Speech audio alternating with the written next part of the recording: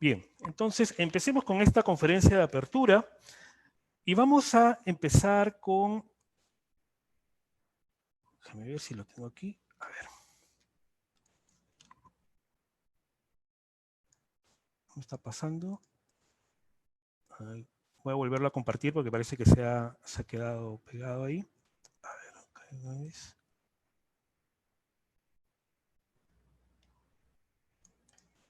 Ok, ahora sí. Bien, empecemos con ello. Entonces vamos a empezar por acá. Ok. El primer punto tiene que ver con el ciclo económico, ¿no? Estamos cerrando el 2020 y ya estamos de cara a nuestro año del Bicentenario, al 2021. Y comentábamos inicialmente en esta presentación todo lo retador que ha sido este año, y si levantamos la mirada y vemos lo que ha sucedido en el Perú en los últimos 200 años, entonces realmente este evento pues es uno más de las distintas situaciones difíciles por las que ha pasado nuestro país en estos últimos 200 años, desde que nacimos, ¿no? Desde que la guerra de independencia, que provocó pues una contracción de la actividad económica de casi 25%, según los datos recopilados por el profesor Bruno Seminario. Impresionante. Pero también es cierto que si bien hemos tenido ese tipo de choques, como la Guerra del Pacífico, ¿no? Que casi redujo en 1/3 toda nuestra actividad económica, periodos de inestabilidad política, ¿no? A comienzos a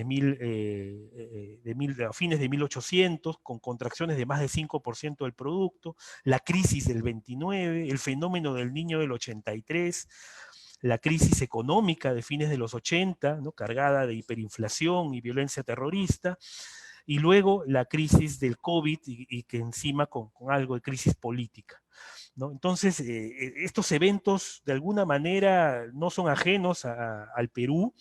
Uno de los aspectos, por ejemplo, que hemos notado en el ánimo de los inversionistas extranjeros es que ya quien invierte en el Perú sabe a dónde está entrando, sabe que este tipo de situaciones puede suceder, se han vuelto cada vez más resilientes, no es novedad que vaquen a un presidente o que se cierre el Congreso o que hayan intentos de vacancia, ya se ha vuelto prácticamente, los inversionistas que compran activos peruanos se han vuelto más curtidos al respecto. Claro que siempre hay extremos, ¿ok? Siempre hay extremos, pero la historia del Perú demuestra que es resiliente a ese tipo de choques. Otra particularidad interesante es que esos choques son bruscos, pero son de muy corta duración, ¿no? Rápidamente, en cuestión de tiempo relativamente corto, si uno ve la línea del tiempo, la economía logra salir a flote, y son más espaciados los partes del ciclo económico de expansión y de crecimiento. Entonces, estos baches constituyen, como muy bien señalaban los organizadores, oportunidades para catapultarnos y ser constructivos de aquí en adelante, ¿no? Eso es importante porque si nos está pasando de manera recurrente en los 200 años este tipo de cosas, es para que nuestro país y la sociedad mejoren, que tomemos estas lecciones aprendidas y construyamos hacia el futuro, ¿no? Siempre con un pensamiento de mejorar, ¿no? Y bueno, y uno de los puntos claves es el aprovechamiento de los recursos naturales, que es algo que todavía no nos ponemos de acuerdo, ¿no?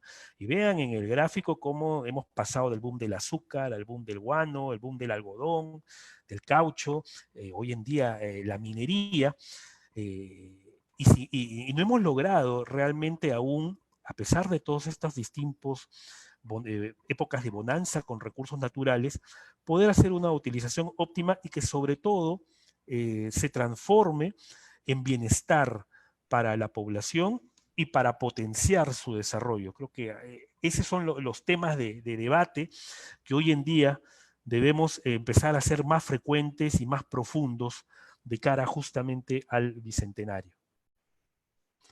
Vamos a ver si tenemos aquí. Correcto.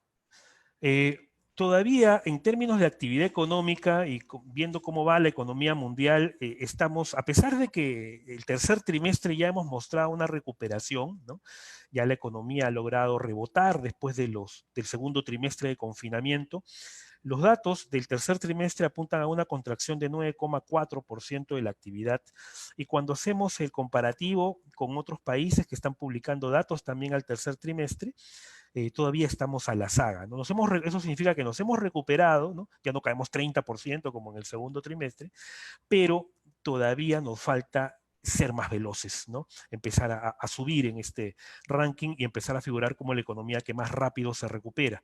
Así que al tercer trimestre hay recuperación, pero todavía debemos seguir impulsando un poco más ello. Cuando uno ve el mundo, aquí vemos un gráfico de la actividad del sector servicios, se ve cómo fue la recuperación en forma de V dentilabial casi perfecta, ¿no? China primero, porque ellos tuvieron cuarentenas a fines de enero, comienzos de febrero, y luego prácticamente el resto del mundo en abril. La actividad se ha recuperado en buena medida, en China está creciendo fuerte, eso es muy importante para nosotros.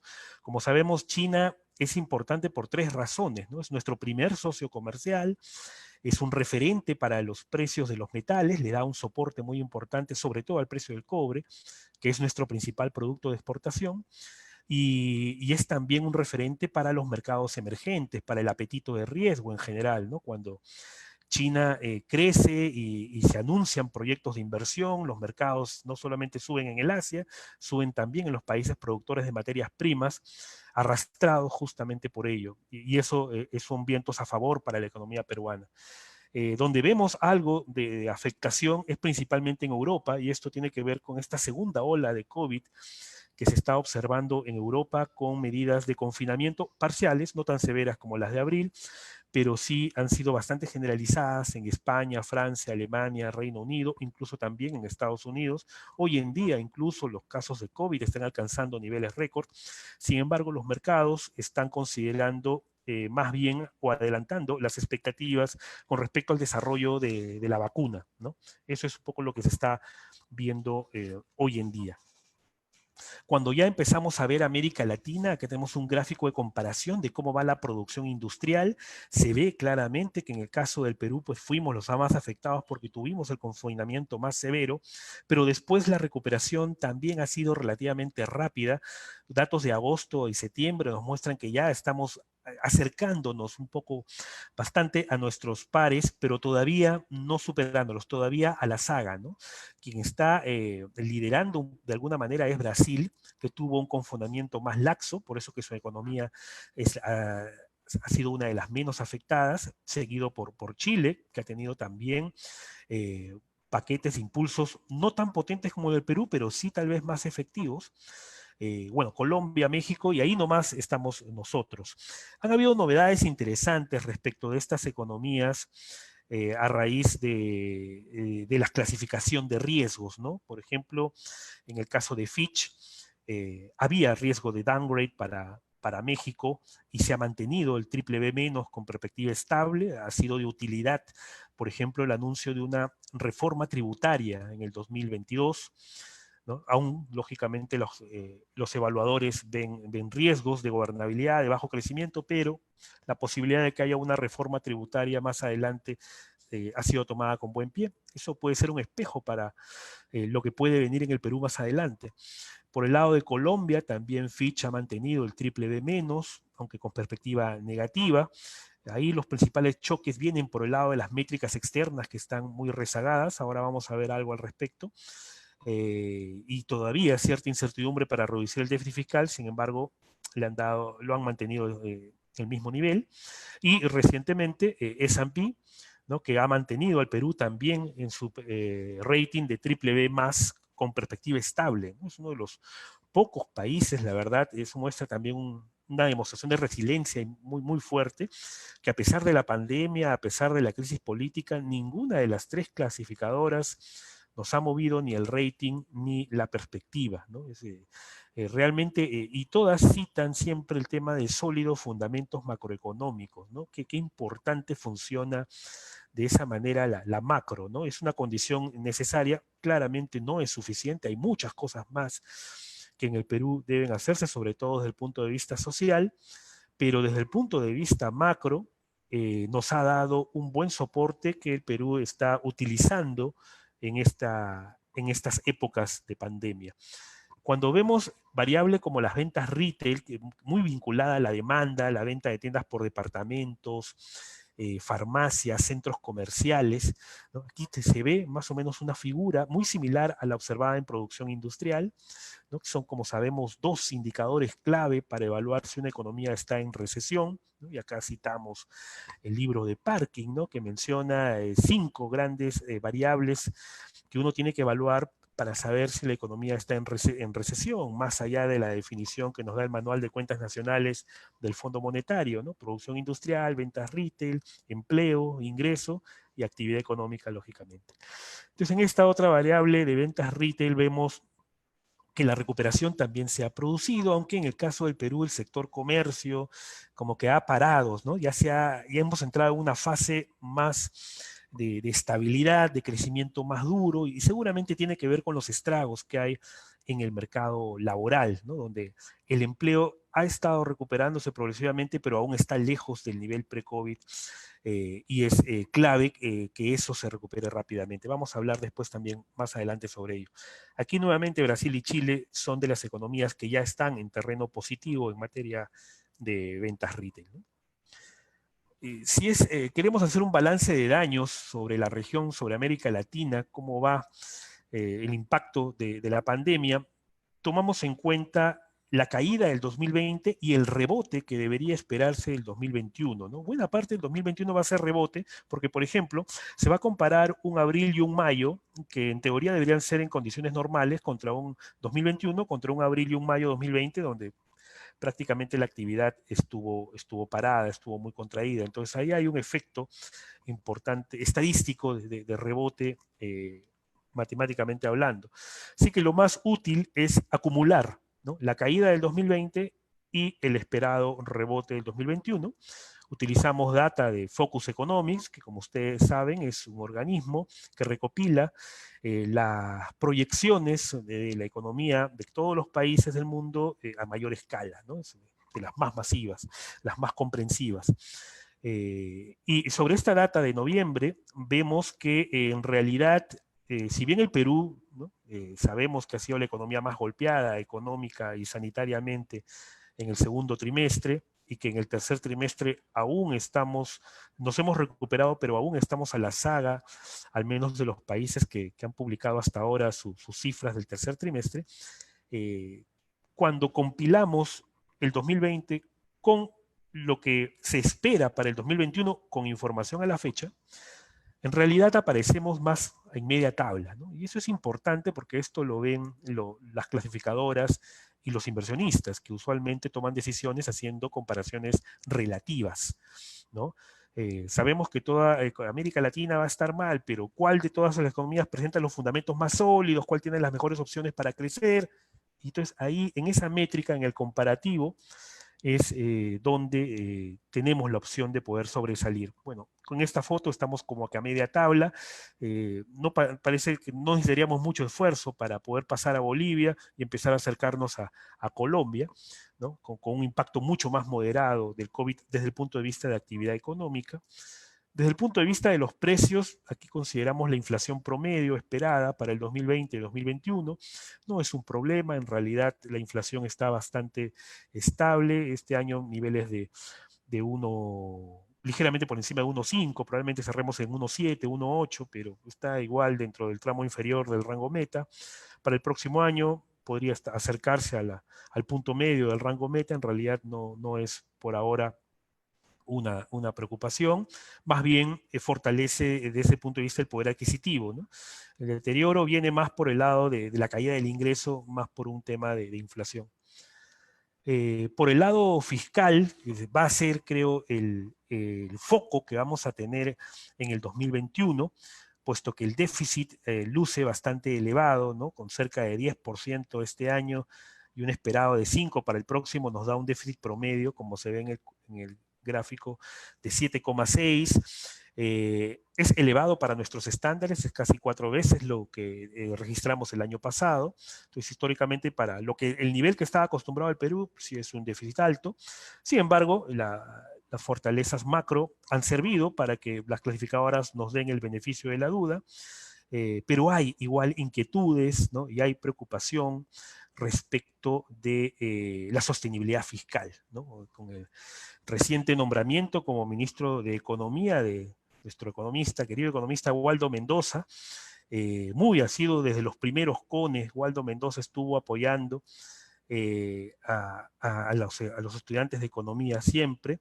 Esperamos que la estrategia de sostenibilidad sea contundente y creíble, ¿no? Recordemos que en su función a cargo del Consejo Fiscal fue bastante crítico de la presentación del último marco macroeconómico, justamente en el tema de sostenibilidad fiscal, y es el foco donde están mirando ahora las clasificadoras, ¿no? Yo creo que no habrá duda de que nuestro ministro de Economía podrá presentar un plan contundente y creíble y de esa manera asegurar el rating crediticio para el 2021 y la perspectiva. ¿Okay? Por el lado externo, veo bastante acotado el déficit en cuenta corriente. Este es el déficit en cuenta corriente de la balanza de pagos promedio 2020-2021. Está en niveles bastante bajos, en realidad, aquí. Esto es una variable importante porque impacta sobre la presión cambiaria, si es estructural, si es sostenida.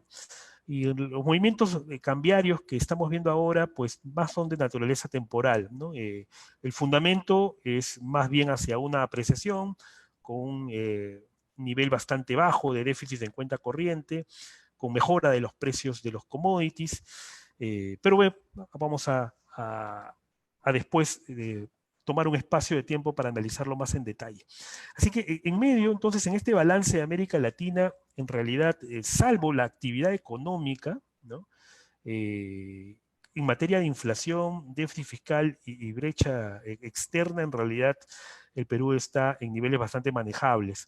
Lo que debemos ahora entonces poner el énfasis es en acelerar la recuperación, ¿no? Y eso es clave porque tiene que ver con la inversión y con el empleo, para que mientras más persista el deterioro en el mercado laboral, más daño habrá en el bienestar de los ciudadanos, ¿no?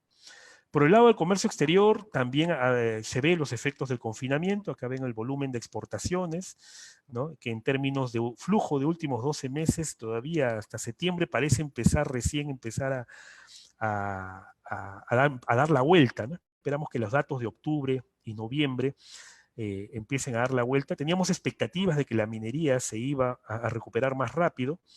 Lamentablemente, uno de los sectores que ha decepcionado desde el punto de vista de la recuperación es minería, ¿no? Ha habido una recuperación más lenta, problemas de casos de COVID en minas subterráneas, ¿no? Y eso también jugaba dentro de las proyecciones y el análisis del tipo de cambio, ¿no? Porque se esperaba una mayor oferta de dólares por esta fuente. Sin embargo, los dólares no aparecieron y por eso el tipo de cambio también estuvo presionado. Sin embargo, ya recientemente, estos últimos días, estamos empezando a ver algo más de oferta de dólares de mineros en el mercado cambiario, lo cual podría ser un indicio de que ya en noviembre la producción podría estar empezando a recuperarse a un ritmo más acelerado. Eso sería muy bueno porque enero, febrero y marzo entonces tendríamos ya una minería con un mayor nivel de operatividad y con un flujo de dólares mucho más recurrente, de tal manera que sería un factor para evitar la presión que normalmente hay en el tipo de cambio en momentos preelectorales. Aquí se puede ver con mayor precisión la dinámica de las exportaciones, tanto por el lado tradicional y no tradicional. Las tradicionales ya se han empezado a estabilizar, esto es agroexportación principalmente, y las no tradicionales, y las tradicionales, que son las mineras, aún a septiembre han seguido cayendo. No obstante, decíamos que las export han decepcionado un poco, pero las import todavía siguen muy restringidas, por eso que aún tenemos superávit en balanza comercial, incluso en niveles similares a pre-COVID, ¿no? Solo tuvimos 2 meses de déficit comercial, después ya hemos pasado a una situación de superávit. Esto también es un fundamento importante para el tipo de cambio cuando uno quiere analizar el mediano plazo, ¿no? Son más los dólares que entran que los que salen, así que eso en algún momento debería reflejarse en el mercado. Y finalmente los términos de intercambio, ¿no? Que son estos precios de exportación y de importación, y reflejan los vientos, cómo van los vientos del mundo, ¿no? En algunas conferencias suelo citar el Perú desde este punto de vista es como una pequeña embarcación cuando las aguas están tranquilas, pues con nuestros dos remos de política monetaria y política fiscal, nos bastamos para avanzar. Pero cuando las aguas están movidas, a veces esos dos remos no son suficientes y al final terminamos en el vaivén de a dónde nos lleven los vientos externos. Por ese lado, la buena noticia es que los vientos externos esta vez están soplando a favor, con un aumento significativo de los precios de exportación, principalmente del precio del cobre, ¿no? Que está en su nivel más alto en 7 años. Impresionante. El oro también había logrado repuntar, ahora está corrigiendo un poco, pero está en un nivel alto. No necesitamos que suban más, que se queden ahí, suficiente donde están todo el 2021, y eso va a repercutir no solamente sobre un mayor volumen de exportación, mayor flujo de dólares y también mayor recaudación tributaria. Ojo, eso es muy importante para las cuentas fiscales. Haciendo un ejercicio más en detalle, ¿no? Y esto puede ser bastante útil para todos aquellos estudiantes e interesados en la economía peruana que busquen oportunidades de negocio, ¿no? ¿Qué se está moviendo?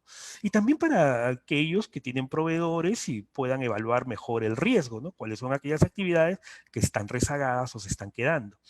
Aquí hemos mapeado 80, casi 80 sectores económicos más en detalle con la información que proporciona el INEI, las proyecciones adelantadas a algunos sectores del Banco Central, información que aparece también en los medios de prensa, para poder comparar más o menos, tener una idea aproximada de cómo está el nivel de actividad de cada uno de estos sectores en términos de pre-COVID, ¿no? Respecto del año pasado. Bueno, en caso de conservas de pescado está liderando, ¿no? Básicamente por los buenos resultados de la primera temporada de pesca, está toda esa producción de anchovetas, se está procesando y se está produciendo en harina y conservas de pescado, muebles incluso, es curioso, está teniendo un repunte, hemos visto mayor demanda, ¿no? De la gente, en alguna medida, buena parte de la población está haciendo mejoras en el hogar porque pasa más tiempo en él, ¿no? Porque y obviamente tiene ingresos como para poder hacerlo, medicamentos, lógicamente por el tema de la pandemia, ¿no? En el caso de licores, por ejemplo, algo de recomposición de inventarios, ¿no? Durante el confinamiento se agotaron muchos de los inventarios y luego hay una reposición, lo que se conoce como en micro como la demanda derivada, ¿no? Y empieza uno a recomponer todo ello, y algo de eso se estaba viendo en los últimos meses en algunos sectores, ¿no? Financiero, por el caso de Reactiva, tocador y limpieza, que también ha tocado uno de los niveles bastante por encima, hay una mayor demanda, la gente, no, si algo nos ha enseñado la pandemia es a estar cada vez más aseados y más preventivos, ¿no? Eso es muy positivo. Gobiernos regionales también, imagínense, ya recuperando un poco el tema de la inversión pública. Obviamente telefonía móvil es uno de los sectores más ganadores, ¿no? Nunca cayó, nunca se contrajo, siguió siempre con su dinámica, al igual que Internet. Decíamos que minería es un sector que ha decepcionado, pero también del otro lado hay un sector que ha sorprendido, ¿no? Por un muy buen desempeño, y es consumo de cemento. El consumo de cemento se ha recuperado muy rápido, ha superado el nivel pre-COVID, creciendo entre 8 y 10% en los últimos meses. Buena parte de la demanda tiene que ver con proyectos de viviendas, pero sobre todo con demanda a nivel microeconómico, ¿no? Demanda del retail, de cada saco de cemento, ¿no? Y ahí donde vemos es mucho de autoconstrucción. Si hay que ver en alguna región del Perú, es básicamente enfocada en la zona norte, ¿no? Lo vemos por las ventas de las cementeras ubicadas en la zona norte, están por encima de lo esperado. También hay componentes de habilitaciones urbanas, ¿no? Los lotes que se construyen en las afueras de las ciudades, el mayor gasto en agua, desagüe y electrificación. Todo eso, conjuntamente con la autoconstrucción, está impulsando de manera interesante la producción de cemento. Y a eso, supongo, se va a enganchar la mayor inversión pública, ¿no? Con el programa Arranca Perú, por ejemplo. Otro sector interesante es almacenamiento y depósito, porque eso tiene que ver con toda la cadena logística, ¿no? Encadena con muchos otros sectores, y si se mueve eso, se están moviendo varios al mismo tiempo. Entonces, vean aquí que tenemos un primer cuartil con sectores que están lejos por encima del 100%, que es el nivel pre-COVID. En el segundo cuartil están los que están ligeramente por encima y ligeramente por debajo de 100, ¿no? Algunos sectores industriales, interesante, ¿no? Plásticos, por ejemplo, está moviendo muy bien, demanda de acero, siderurgia, y esto es básicamente para edificios, también está recuperando, y hay demanda ahí, es lo que nos comentan las empresas del sector. Electricidad, que prácticamente ya está ahí, electricidad podría estar más arriba, pero es que no hay, todavía hay restricciones para, sobre todo, la industria del entretenimiento nocturno, por ejemplo, ¿no? Ha habido mucho de repostería, ¿no? Muchas familias se han puesto a hacer repostería y los rubros vinculados, por aquí veíamos chocolate, por aquí vemos fideo, por aquí vemos panadería, están teniendo un nivel de producción también mayor del esperado. Comercio minorista, todavía por debajo de 100, venta de autos, ¿no? Curioso también este sector, algo de recuperación en vehículos ligeros, ¿no? Algunas personas que previendo contagiarse, tienen la posibilidad de optar por un vehículo económico, esos son los que más se están vendiendo, los vehículos económicos menores de $10,000, y también furgonetas y camionetas pickups, ¿no? Y eso tiene directamente que ver con el boom del comercio electrónico, del e-commerce, de las ventas online, ¿no? Lo que nos comentan los retailers ahí es que lo que se esperaba de ventas vía canales de e-commerce son niveles que se esperaban de aquí a 5 años y se están produciendo ahora. Y lógicamente estas empresas no estaban eh, con toda la estructura logística de distribución y almacenamiento para poder atender ese tipo de demandas, y lo que está haciendo rápidamente el mercado por estos indicadores que vemos es adaptarse a una nueva situación, y claramente se ve que el e-commerce pues ha llegado para quedarse, eso no va a tener retroceso, así que ese es un cambio estructural importante de la economía peruana, la vuelta a las ventas digitales, a ese tipo de ventas, ¿no? Y por eso esta fuerte demanda de camionetas pick-up y furgonetas, que son básicamente para distribuir productos en cantidades pequeñas, ¿no? En el tercer cuartil, ¿no? Ya un poco más rezagados, ¿no? Algunos por debajo del 90% del nivel pre-COVID, tenemos minería, les decía que ha decepcionado un poco, obviamente transporte terrestre, concesionario de alimentos, ¿no? TV Cable también ha estado golpeado por el poder adquisitivo, ha bajado el nivel de suscripción de cable. Hay que tener en cuenta que también algunas de estas empresas han elevado tarifas, ¿no? Luego tenemos materiales de construcción que todavía no termina. Publicidad y marketing, que fue uno de los sectores donde mayor cantidad de empresas hizo recorte de costos cuando se produjo el confinamiento. ¿No? Poco a poco están volviendo nuevamente con la reapertura a habilitar sus presupuestos de publicidad y marketing. Y los que están en la cola, el último cuartil, está pues aquellos más vinculados al turismo y al entretenimiento nocturno, ¿no? Veamos cerveza, por ejemplo, imprentas que estamos en campaña electoral, estacionalmente debería mejorar un poco más, pero bueno, este año es atípico y estamos en condiciones distintas, probablemente la mayor parte de la campaña se haga vía redes sociales, vamos a ver qué tan intensivo es el uso de paneles, ¿no? Y en general de impresiones al respecto. Prendas de vestir también está golpeado, la industria textil, obviamente restaurantes trabajando casi a 2/3, catering y obviamente cine, televisión, ¿no? Transporte aéreo, agencias de viajes ya en la cola, y en realidad estos sectores pues están teniendo un comportamiento estoico, la verdad, porque estar cerrado 9 meses deja fuera del mercado, creo que a cualquier negocio, ¿no? La verdad. Entonces sí necesitan un apoyo sumamente clave. Tenemos entendido que el FAE Turismo no está llegando con la fuerza, ¿no? Con los flujos que debería estar haciéndolo, así que ahí sí hay un cuello de botella muy importante que esta administración deberá atender. Todo ello pues está generando estragos aún en el nivel de empleo, el mercado laboral, vean, tasa de desempleo se ha quedado colgada alrededor de 16, no baja, será importante ver cuál es el plan, ¿no?, del nuevo ministro de Trabajo al respecto. Hay una métrica interesante, este cuadro gráfico de la derecha, publicado por el Banco Central, el número de anuncios laborales en las páginas web, y muestra que hay una recuperación, pero es muy pequeña, ¿no? Es una velocidad muy pequeña comparado con el nivel de anuncios que había antes del COVID. Cruzando esta información también con Boomerang, los anuncios de ofertas de esta página también muestran contracciones importantes e incluso sugieren que, por ejemplo, el ingreso promedio que había en los anuncios laborales de la página Boomerang antes del COVID estaba como que alrededor de los 3.500 soles mensuales, y después del COVID está alrededor de 2.500 soles mensuales, ¿no? O sea, sí, una baja sustancial en el nivel de ingreso que se está demandando. Aquí justamente vemos algo al respecto, ¿no?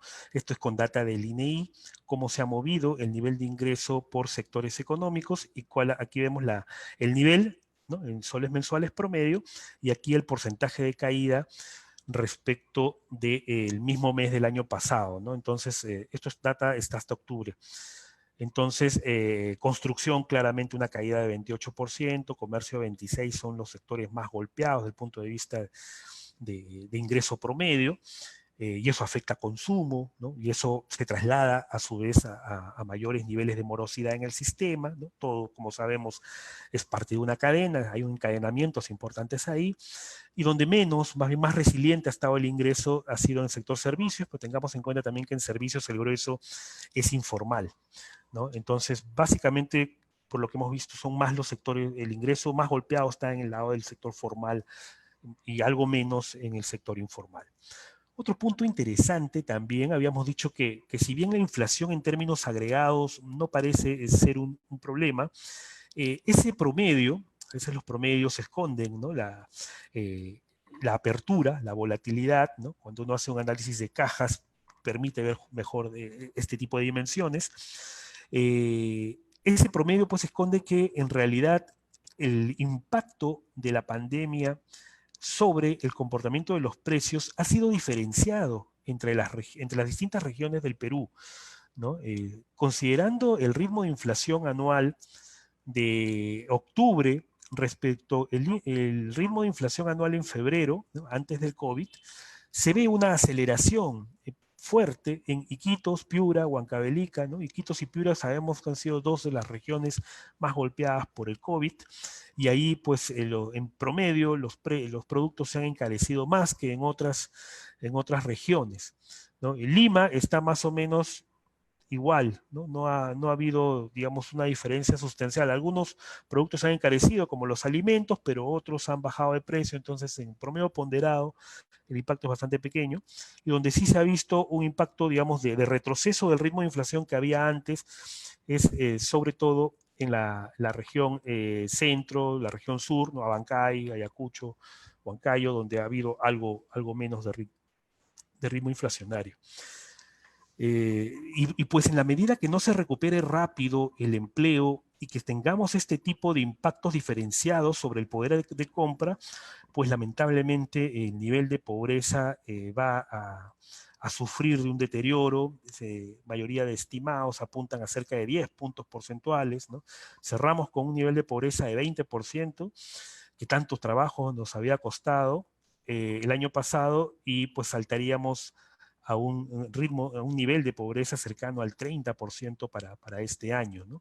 Que es más o menos, para que tengan una idea, este aumento de la pobreza es más o menos un tercio del aumento de la pobreza que hubo entre el 85 y el 90, ¿no? Por la crisis económica, el incremento de la pobreza fue 3 veces lo que estaría generando el aumento de la pobreza por la pandemia. Un poco tener una idea de magnitud de cómo van los impactos.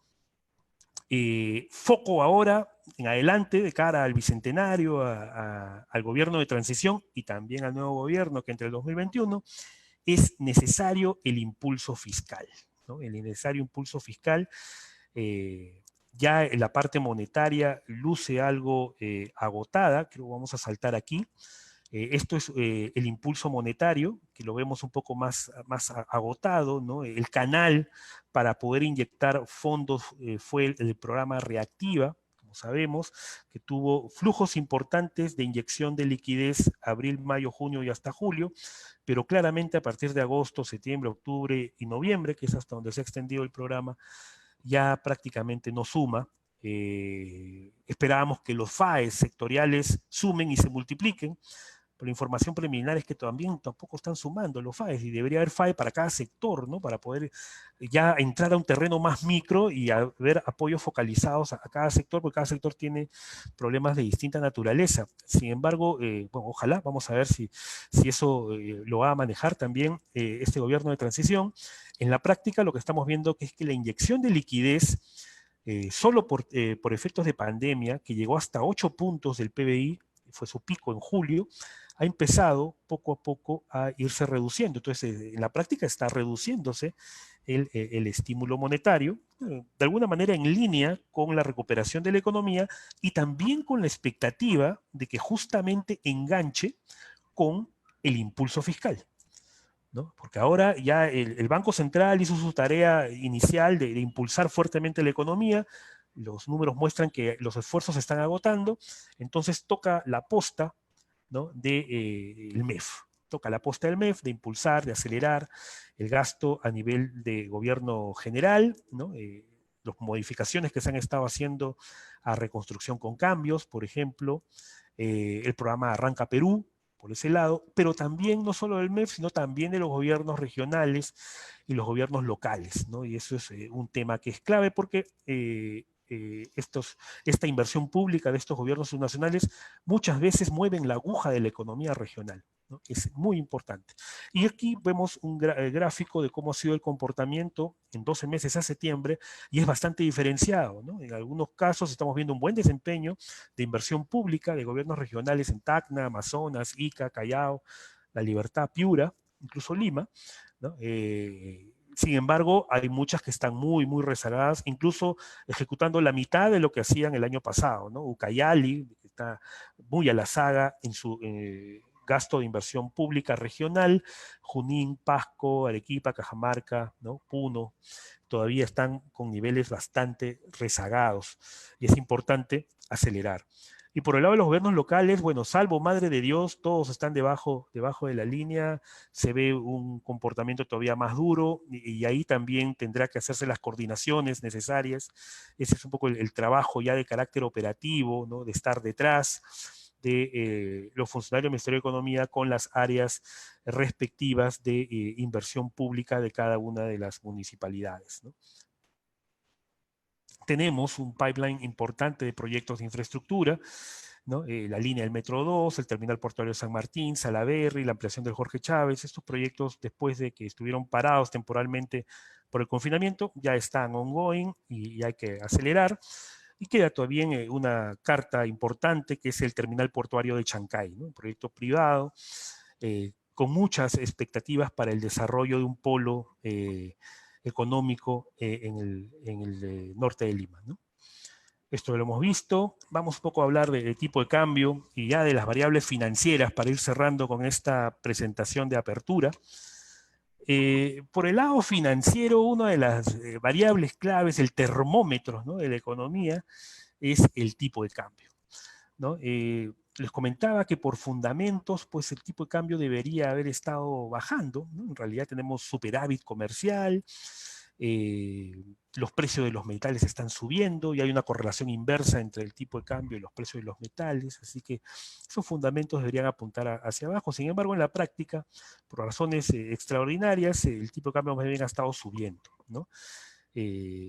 Un punto interesante es este de abril, ¿no? Se alcanzó un piso de 3.33, ¿no? Particularmente el 16 de abril fue el momento en el cual se colocaron los bonos globales. ¿Se acuerdan la primera vez que este año se colocaron bonos globales por 3.000 millones de dólares? Se colocaron a 3.33. Esos dólares entran a las cuentas del Banco Central, no pasan por el mercado, entran de frente a la cuenta del sector público en el Banco Central, ahí estuvieron depositados más o menos hasta agosto, y en agosto el Banco Central, el sector público en una operación interna se lo vendió al Banco Central, ¿no?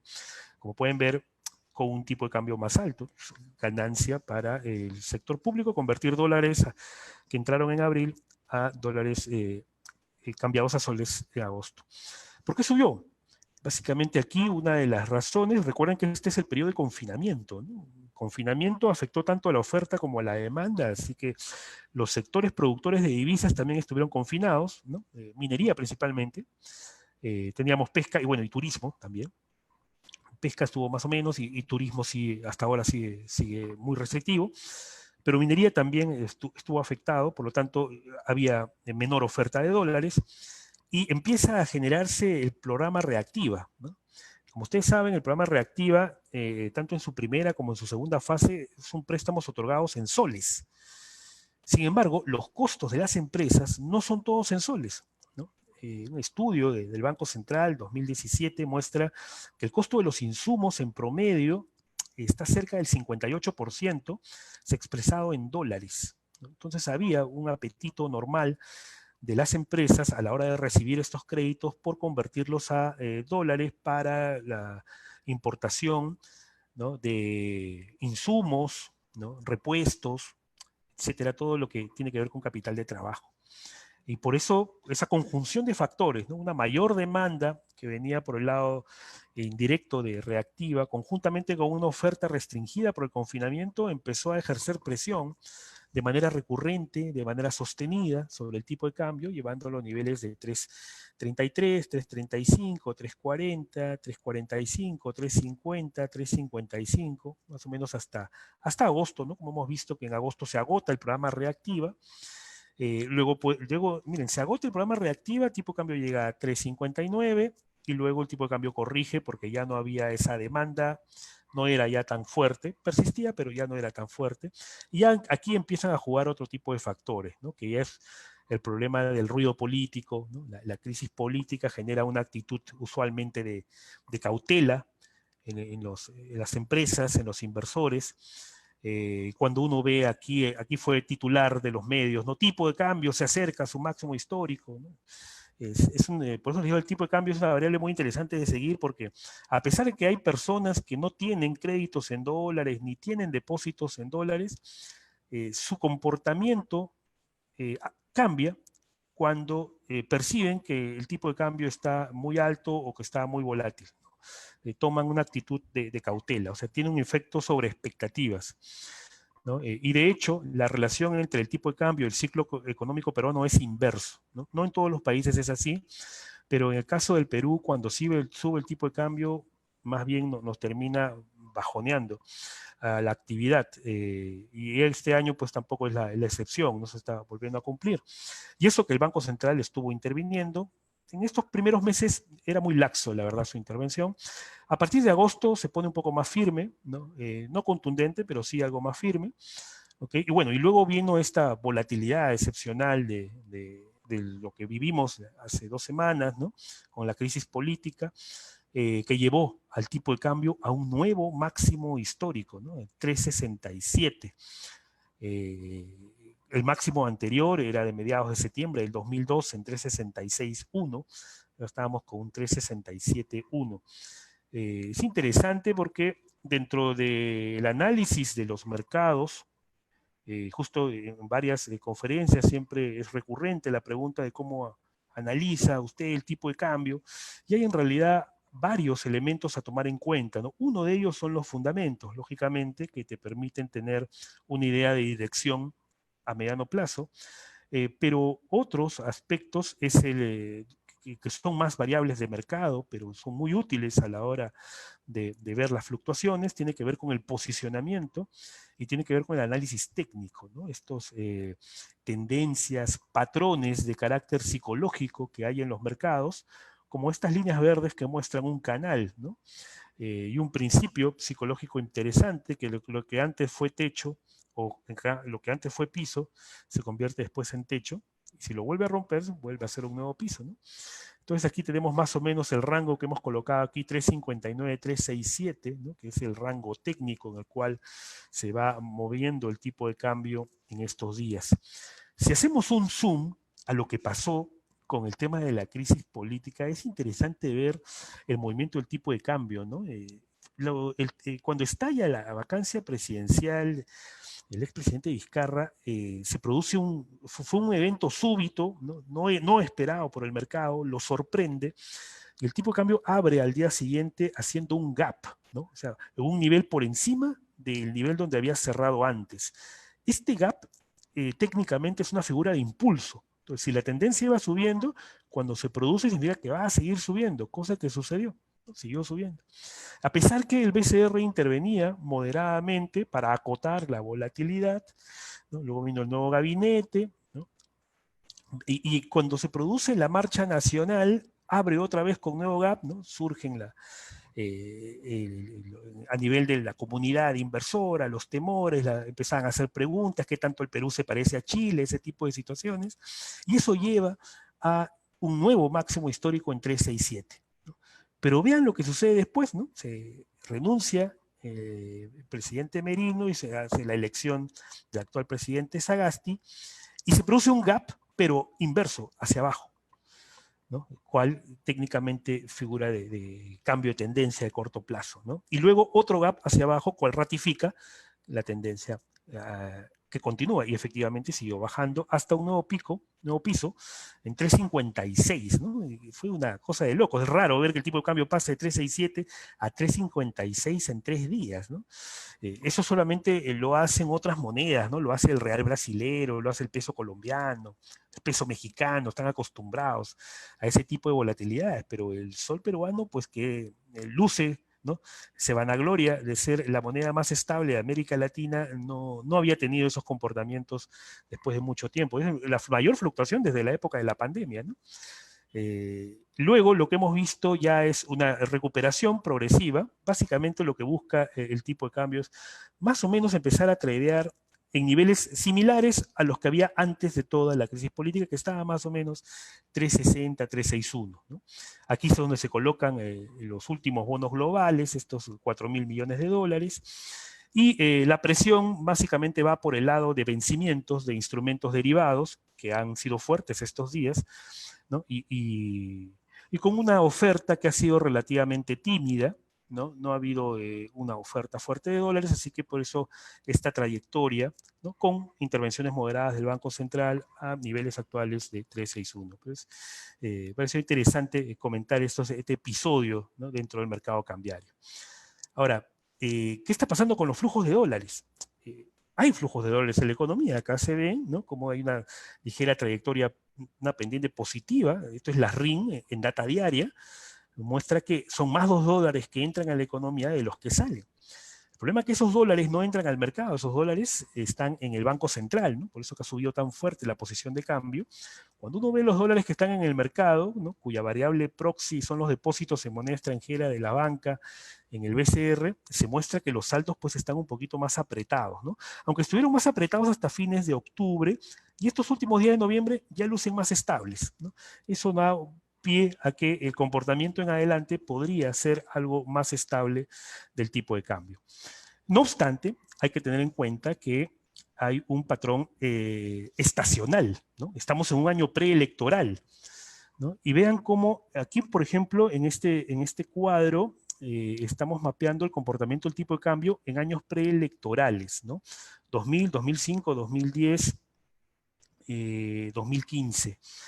Y en todos los casos, en los meses de octubre y noviembre, subió el tipo de cambio. Así que este año no ha sido tampoco la excepción, ¿no? Subió en noviembre y ahora seguramente cuando termine noviembre, este cuadradito va a estar pintado de verde también, ¿no? Corroborando la estacionalidad de periodos preelectorales. ¿Qué podríamos esperar para diciembre? Diciembre es un mes que, de acuerdo a esta lectura, en 2 ocasiones el tipo de cambio subió y en 2 ocasiones el tipo de cambio bajó. Así que, digamos que no es tan contundente que vaya a volver a subir en diciembre, podría ser este un año en el cual corrija. Si nos guiamos por la estacionalidad propia de diciembre es un mes donde usualmente hay más demanda de soles para pago de gratificaciones, gastos de fiestas navideñas, gastos de fin de año, ¿no? Entonces, usualmente en diciembre el dólar bajaba. Pero este año, pues es un año atípico, como sabemos, hay restricciones para los viajes, se espera que la campaña navideña esté entre el 70 y el 80% de lo que fue el año pasado, ¿no? El mercado laboral está golpeado, así que las gratificaciones seguramente van a ser, los montos de gratificaciones van a ser menores. Entonces, sí, probablemente pues no haya suficiente presión ahí, hay que poner en la balanza, pero pensaría que de acuerdo a estos desarrollos, probablemente más pegado a 360, al menos esa es la visión que estamos manteniendo. ¿Y qué espera para el próximo año? ¿No? ¿Qué nos dice la historia? ¿Qué nos dice la estacionalidad electoral? Bueno, aquí también es un poco difuso, la verdad. No es concluyente, ¿no? Si tomamos los 4 últimos periodos, en enero, por ejemplo, año electoral ya, en enero de los años electorales, en 2 ocasiones subió, en 2 ocasiones bajó, ¿no? Parece que las presiones vienen antes, ¿no? Viene octubre y noviembre, ¿no? Enero, tranquilo. Febrero, también una lectura similar, en 2 ocasiones subió, en 2 ocasiones bajó. Marzo, tal vez, ¿no? Porque marzo ya salen todas las últimas encuestas, ya se perfila quién va a pasar o no a segunda vuelta, y ahí de 4 veces en 3 subió. Entonces, marzo sí estacionalmente puede tener un pico, ¿no? Y abril ya va a depender, supongo, de quién ya esté en segunda vuelta, ¿no? Ya digamos, la estacionalidad se va perdiendo un poco. Los episodios de volatilidad cambiaria pues no son nuevos, decíamos, en el Perú, pero este gráfico muestra también una lección interesante, ¿no? Vean los choques internos, ¿no? Estos choques son básicamente de carácter político, ¿no? El intento de vacancia de PPK, la renuncia de PPK, el cierre del Congreso, la vacancia de Vizcarra, producen volatilidad en el tipo de cambio, pero diríamos moderada. Más volátil, más impacto tienen en el tipo de cambio en el Perú los choques externos. El COVID, la devaluación del yuan, imagínense, la devaluación del yuan en el año de agosto 2015, ¿no? Produjo, ¿no? Y los meses subsiguientes, produjo un efecto que fácil es el doble de la volatilidad que se produjo por la vacancia del presidente Vizcarra, ¿no? O el tapering anunciado por Ben Bernanke en el 2013 también produjo una volatilidad mucho más potente que los choques políticos vistos en el Perú. Entonces, los choques políticos sí mueven el tipo de cambio, pero es más el movimiento cuando hay choques externos, ¿no? Algunos datos sobre la última emisión de bonos globales. Es interesante porque he visto discusiones muy buenas, la verdad, en Twitter. Y como toda estrategia financiera, es importante, nos ayuda a entender, a aprender los conceptos de cómo se maneja el mercado de bonos. No es fácil, recuerden siempre que la relación entre el precio y la tasa en los bonos es inversa, ¿no? Entonces hay que tener la lectura apropiada ahí. Y aquí pongo algunos datos, ¿no? Interesantes comparando con la emisión que hubo el 16 de abril y la emisión más reciente del 23 de noviembre. ¿No? Se colocó, en abril, por ejemplo, se colocaron bonos por 10 años, 2.000 millones, a una tasa de 2,78, y ahora se colocó bonos a 12 años, un plazo bastante parecido, cerca, 1.000 millones a una tasa sustancialmente menor, ¿no? Uno podría pensar, pues, que sí, efectivamente, está bien, ¿no? Una tasa más baja por el nivel de deuda. Usualmente, desde el punto de vista del emisor, uno de los variables a tomar en cuenta es el spread, ¿no? Es cuántos puntos se obtienen de la tasa por encima de la referencia. La referencia en todos los casos es la curva de bonos del Tesoro de Estados Unidos, ¿no? Y si lo vemos en términos de tasa, la tasa fue más baja para un plazo parecido. Si lo vemos en términos de spread, 213 puntos básicos sobre 100, también parece ser en ese tramo una decisión, digamos, bastante conveniente a todas luces. Tal vez el mayor debate está en los plazos más largos, ¿no? ¿Por qué a 40 años? ¿Por qué a 100 años? ¿No? Son los plazos más largos y cuyos resultados dependen mucho de la estrategia de inversiones que uno esté manejando. Para ello es una discusión bastante larga y sería interesante posiblemente hacer una a través de APECO más adelante, ¿no? Pero quiero dejar 2 elementos interesantes para ayudar a esta discusión. Uno de ellos es la curva de tasas, ¿no? Del bono del Tesoro de Estados Unidos, ¿no? Cómo estaba en febrero antes del COVID y cómo está ahora, ¿no? Claro, uno en los plazos cortos tienes la ventaja de que las tasas han bajado fuerte, ¿no? El problema de emitir deuda, o sea, el beneficio de emitir deuda a plazos cortos es que las tasas son muy bajas. Y en la otro lado de la balanza tienes que la duración, ¿no? El plazo de vencimiento es corto y por lo tanto activa un riesgo de liquidez, ¿no? Es decir, en 6 meses, en un año vas a tener que volver a colocarlo y eso puede generar un descalce de acuerdo a los flujos que maneje el gobierno. Eso tiene que estar calzado también con los flujos, ¿no? Es parte de la estrategia financiera. Hay muchos criterios ahí, hay que ver, pero ese es uno de los elementos. Y el otro elemento que también me parece interesante es ver cómo han estado las tasas de interés en dólares a largo plazo. Miren este gráfico del año 62 hasta la fecha, ¿no? O sea, esta es la crisis de deuda de los 80s, las tasas vuelan hasta un máximo de 16% en el bono del Tesoro de 10 años, y desde ahí hay una tendencia de largo plazo, ¿no? De tasas de interés bajando, bajando, bajando. Recuerden que cuando las tasas de interés bajan, los precios de los bonos suben. Así que si ha habido una demanda tan fuerte por bonos de largo plazo del Perú, ¿no? Vean el B2 offer, 3.8 veces la demanda sobre el monto colocado, probablemente la expectativa de los inversores esté del lado de que las tasas van a seguir bajando, ¿no? La única manera de que los precios suban es que las tasas sigan bajando, aunque ya están bastante bajas, pero ojo, en Europa están negativas. Entonces, por ahí va, digamos, el trade del comprador. Ahora, ¿qué piensa el vendedor? El vendedor tiene que estar pensando lo contrario, ¿no? De que a un plazo tan largo, las tasas de interés ya no van a seguir bajando y que en algún momento se van a dar la vuelta. Recuerden, todo es cíclico, ¿no? Los ciclos pueden ser largos, ¿no? Este es un ciclo largo de bajada de tasa, pero después podríamos entrar, se habla mucho de una burbuja de bonos, ¿no? Tasas tan bajas implica que los precios de los bonos están muy altos. Del lado de vendedor uno diría, oye, pero estoy vendiendo un bono con un precio altísimo, ¿no? Y claro, si las tasas suben, los precios bajan y después lo puedes recomprar a un precio menor y puedes incluso generar algún ahorro. Así que aquí no hay, digamos, va a depender de la estructura financiera y el view que tenga el comprador y el vendedor, ¿no? A veces se requiere un poco de ese tipo de estrategias que generan y obviamente van acompañadas de escenarios para mitigar riesgos, ¿no? Pero es un tema sumamente interesante, la discusión ahí está abierta y sería interesante desarrollarlo con mayor grado de profundidad más adelante. Con todo, veamos que a pesar de todos estos choques políticos de corto plazo y a pesar de la pandemia, el Perú sigue teniendo el riesgo más bajo de América Latina, el riesgo país medido por el índice MBG que publica JP Morgan.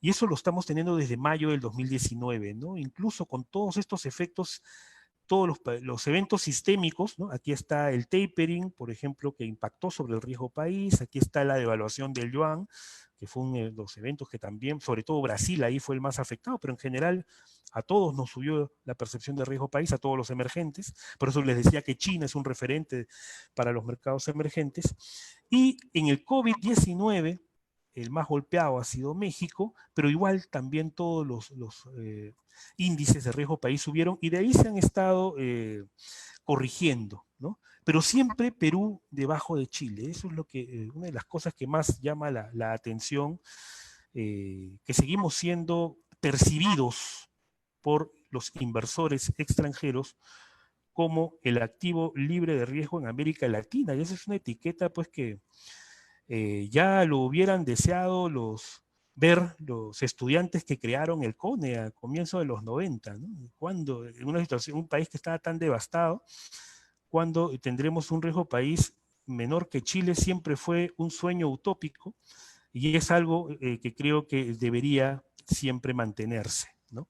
En general, en todo orden de cosas. Esto es una de las magnitudes, pero aún nos falta mucho para seguir siendo los mejor considerados de América Latina. Creo que ahí debemos apuntar como gran mensaje en estas vísperas del bicentenario. Para terminar, no quería dejar pasar lo que está pasando con las criptomonedas. Sé que muchos de ustedes las siguen, yo también, me gusta mucho el análisis técnico aquí. Y pues estamos con un Bitcoin con un nuevo máximo histórico, ¿no? Increíble, volvió a superar los $19,000 por Bitcoin, algo que solo se había visto a fines del 2018.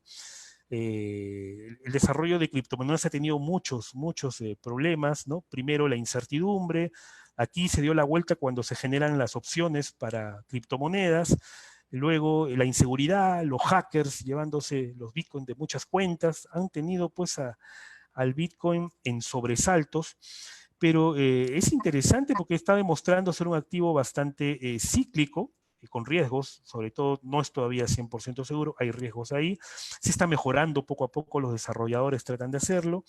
Okay, vean que cada mínimo que toca el Bitcoin lo hace con un volumen muy fuerte, esto es interesante, y la verdad que estos últimos días ha tenido o sea, en la pandemia estaba a $4,000 el Bitcoin, llegó hasta 4,000, en agosto estaba en 10,000 y estos últimos días ha dado un salto a 19,000, ¿no? 5 veces el nivel que tenía pre-pandemia, lo cual lo convierte en el activo más rentable del 2020.